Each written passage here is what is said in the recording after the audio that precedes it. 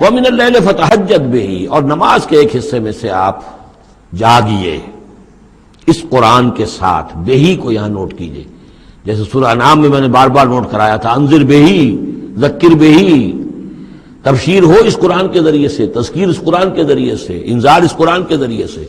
تو تہجد جو ہے جاگنا، قرآن کے ساتھ جاگنا ہے. اب ہمارے ہاں چونکہ قرآن لوگوں کو یاد نہیں ہوتا تو جو پڑھتے بھی ہیں تہجد وہ تو 8 رکعتیں جیسے تیسے جو قل هو اللہ کے ساتھ پڑھ کر پھر بیٹھ کر کوئی مراقبہ کر لیا، کوئی اور ذکر کر لیا. وہ اصل تہجد وہ نہیں. اصل تہجد یہ ہے طویل قرات رات کو کھڑے ہو کر کی جائے. نافلۃ لک، یہ اضافی شے ہے اے نبی آپ کے لیے.